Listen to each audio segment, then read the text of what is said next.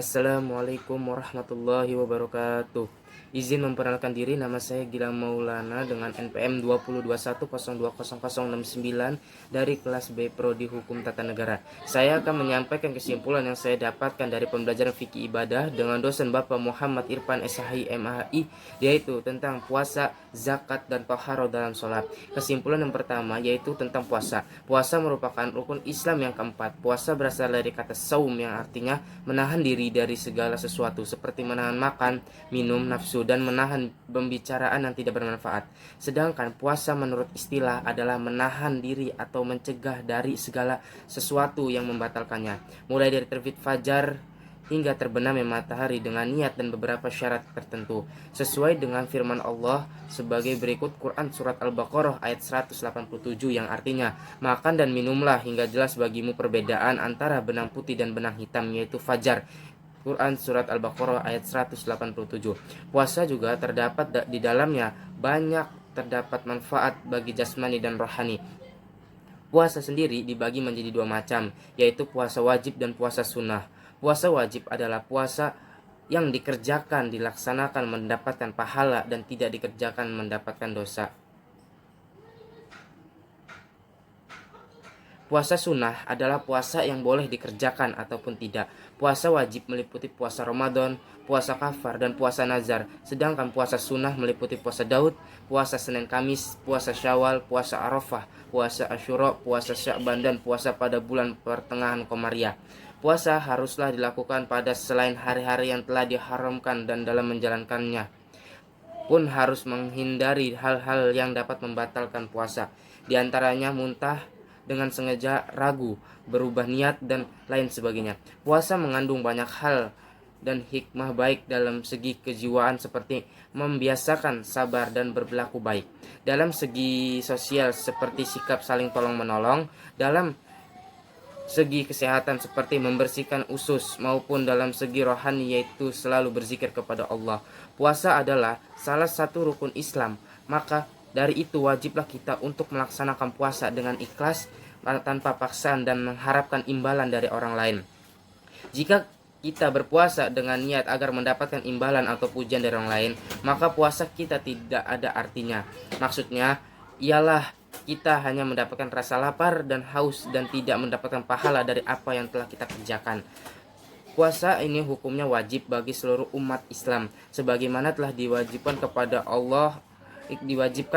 orang-orang sebelum kita, sebagaimana firman Allah Subhanahu wa taala yang artinya, wahai orang-orang yang beriman, diwajibkanlah atas kamu berpuasa sebagaimana diwajibkan atas orang-orang sebelum kamu agar kamu bertakwa. Quran Surat Al-Baqarah. Berpuasa sesuai dengan ketentuan-ketentuan yang telah dibuat oleh Allah Subhanahu wa taala. Allah telah memberikan kita banyak kemudahan untuk mengerjakan ibadah puasa ini. Jika kita berpuasa sesuai dengan ketentuan-ketentuan yang telah kami sebutkan di atas, kita sendiri akan merasakan betapa indahnya berpuasa dan betapa banyak faidah dan manfaat yang kita dapatkan dari berpuasa ini. Kesimpulan yang kedua yaitu tentang zakat. Secara bahasa, zakat berarti tumbuh atau nuwum, dan bertambah atau ziyadah. Sedangkan menurut istilah, zakat adalah penyerahan atau penunaian hak yang wajib terdapat di dalam harta untuk diberikan kepada orang-orang berhak. Zakat terbagi dua, yaitu zakat fitrah dan zakat mal. Zakat fitrah adalah zakat yang wajib dikeluarkan muslim menjelang Idul Fitri pada bulan Ramadan.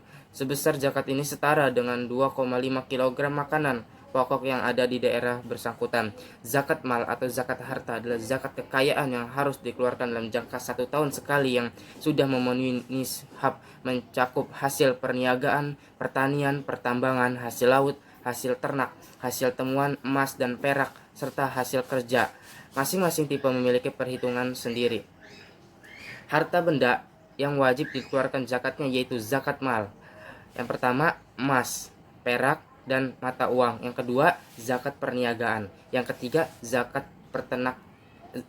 zakat binatang ternak. Yang keempat, zakat hasil bumi. Yang kelima, zakat barang tambang dan barang temuan.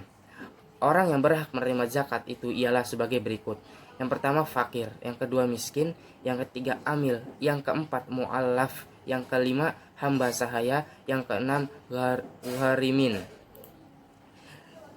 Selanjutnya sabilillah musafir, yang tidak berhak menerima zakat, yaitu yang pertama orang kaya, yang kedua hamba sahaya, yang ketiga keturunan Rasulullah Shallallahu Alaihi Wasallam, yang keempat orang yang dalam tergangguan yang berzakat, yang kelima orang kafir.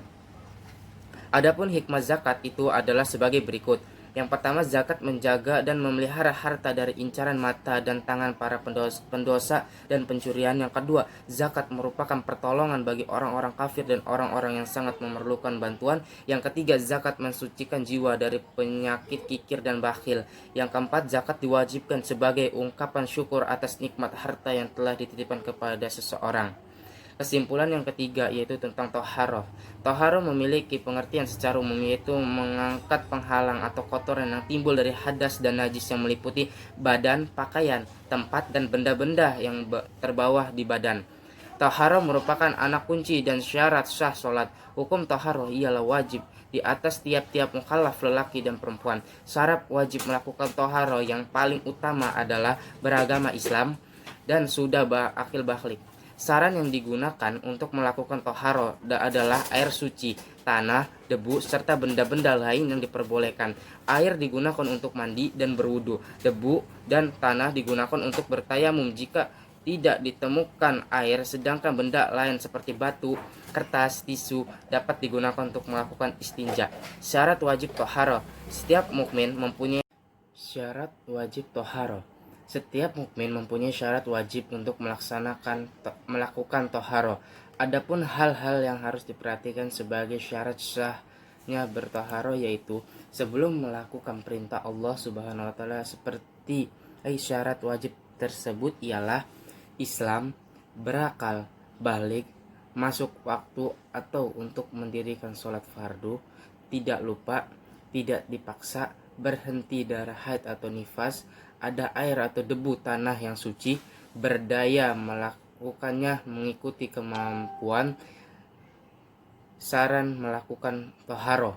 Firman Allah, hai orang-orang yang beriman, janganlah kamu sholat sedangkan kamu dalam keadaan mabuk, sehingga kamu mengerti apa yang kamu ucapkan.